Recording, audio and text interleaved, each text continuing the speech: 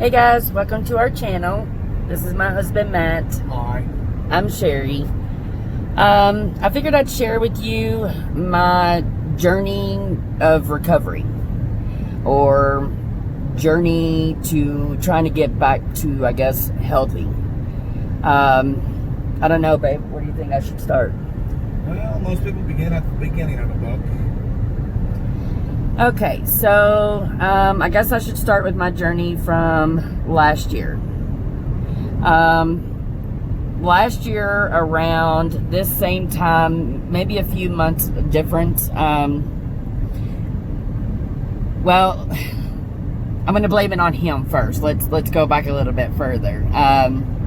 About a year prior to last year, my lovely husband says, "Babe, I think you should go to the doctor and get a complete physical. You know, you're not getting any younger. I think it'd be good for you. You should probably go to the doctor and just see what he has to say." So, of course, I did. Found a doctor, great guy. Started going to him. Got a full workup done. Had everything looked at, everything tested. At that time, everything looked really good. The only thing that he was concerned about was possibly stage 2 diabetes. I'm assuming that's what it's classified as. I take a pill. I don't need any kind of insulin or anything like that, but I do have to take a daily pill. So, with that being said, a year ago, like I said, around this same time, my bowels ruptured. I ended up being put into the hospital. We had emergency surgery. 11 days later, after a series of a crap ton of antibiotics being changed out every 2 hours, and it was, you know, several different antibiotics that they had me on. A liquid diet for, oh Lord, how long was I on that liquid diet? For like 3 months? Quite a while. I want to say it was around 3 months. I dropped roughly about, I don't know, I think it was like 65 or 75 pounds during that time. Which you cannot tell it now. It's all back. But I ended up losing a lot of weight and ended up having a lot of complications. So, bowels ruptured, I have surgery, I get sent home and develop complications to where 3 more surgeries on top of that. So I had a total of 4 surgeries within 4 months. A lot of my hair fell out due, I guess, to the stress and the anesthesia. You know, surgery itself is not easy on the body, so of course my hair fell out. I ended up cutting it all off. I would love to post some pictures, and I will later on. I do have some equipment coming right now. I'm just kind of using my phone. Like I said, I do have some equipment coming to actually be able to vlog better. So after all of that, I was able to go back to work. Well, I wasn't even back to work 6 months, and we developed more complications. The complications that we developed this time were hernias. And they weren't just any hernias, they were incisional hernias, which is hernias that developed all the way down my incisional, or my like incision line. I had one that was about 8 inches big. I had one that was, I think, roughly 6 inches, and then I had 2 smaller ones that were between 2 and 3 inches. So I make an appointment. We go back in, we see this other surgeon. You know, he tells us great news. He says, I'm telling you right now, 95% success rate, I can fix this. However, there is a 50 to 60% rate that I will develop some kind of complication. Now, what normal people develop is usually some kind of infection. You know, that has to be treated, of course.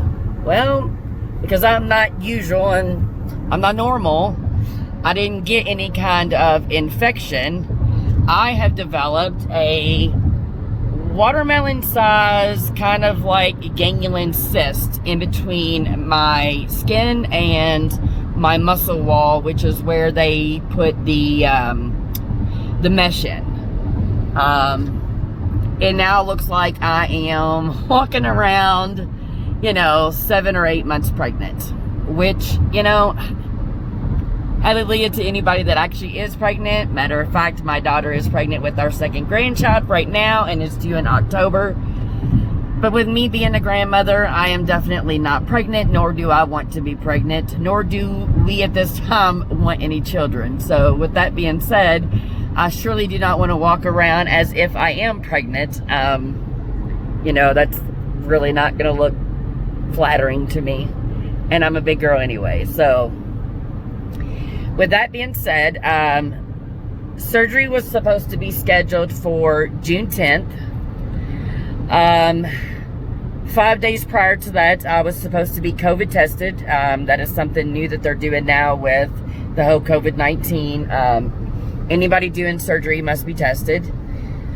Well, we discovered that 3 of the medicines that I'm already on, which helps with my blood pressure and different things. Oh, and let me back that up too. I never had any issues with my blood pressure, but 2 weeks out of my hernia incisional repair, which is the one we just did a couple months ago, 2 weeks out, I had a heart attack. The doctor said that I do have a blockage. However, there's nothing that they can really do right now. I guess they're more worried about if they run that stent that I'm going to be more likely to bleed out or have some kind of severe complication due to it. So as of right now, we're not doing anything with that. We are going to try to control it with medication and see where that goes. So back to the medications. 3 of the medications that I was on, they will not allow me to take those 2 weeks prior to surgery. I have to be off of those just because they can cause complications with anesthesia. So with that being said, everything had to be rescheduled. Today, I think it's the 22nd, correct, hon? Yes. Today, I'm actually going for my COVID test. So I figured I would allow you guys to tag along with me. My husband's going to record it the whole time we're doing it, if they permit it to be recorded. That way I can kind of give everybody my feedback. I'm nervous. I've been nervous since last night. I've got friends sending me videos of, oh, it's not so bad, you'll be okay. Then I've got other friends sending me videos and it's like, oh my Lord, they're sticking it in your brain. And I'm just like, I don't know if I can handle that, So yeah, I figured I would share with you guys my journey. This is probably the start of several videos. We just kind of want to share our life with everyone and share, I don't know, I guess, where I am and how I'm doing. It's been a long road. I wish I had thought about doing this last year, and of course I didn't, and I can only start from here, so that is our go.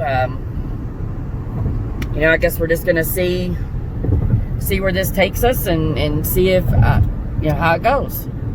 So stay tuned and we'll be back shortly. Okay guys, we are back. So I'm gonna turn the camera so that you can kind of see what's happening. It is a pull-up testing center. Our GPS actually took us to Taco Bell first, so here we go. Okay guys, I had to pause that for a second because she was starting to ask some personal information as far as like my social security number, birth date, all of that, which I'm pretty sure none of you all really want that anyway. Not famous and don't have a lot of money, so it's not going to help you. So let's get back. It is, like I said, it is a drive-through pull-up. Literally. And from what I am seeing, this isn't for just random testing. She was very specific with that when she said, are you here for like a surgery procedure? So yeah, this is This is just for, I guess, surgery. So looks like we're going to be in this line for a second. So I will pause it here, and when we come back, we will be up at the front, and my lovely husband here will record me getting tested. See you shortly. Okay, guys, so we just had to make another stop. I had to pause it again. There was a girl there with a computer checking me in formally, asking me for the rest of all of my information. I guess verifying that I do have a procedure scheduled for Friday the 26th and what have you. So I'm going to hand the phone to my husband now, and he will be the one that's going to record it. We are actually, it looks like there is one car prior to us and one in front of it, and the one in front of it is leaving. Ooh, I'm getting scared and nervous because now is the car in front of me. They're telling us to pull on up, and then yeah, I guess it's happening. So 26. And your name and date of birth? Sherry. There's another tip back there. That's where they're going to swab you. So just hold on to that. Don't do anything with that. Take the tissue and blow your nose before they swab you, okay? Okay. All right. Hi. Go ahead and pull Thank forward. you. Thank you. Have a good day.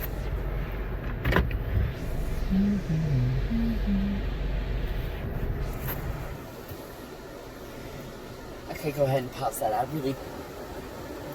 Well, we're here. We're just waiting on a lady to get to the window to shove that thing up her nose. No!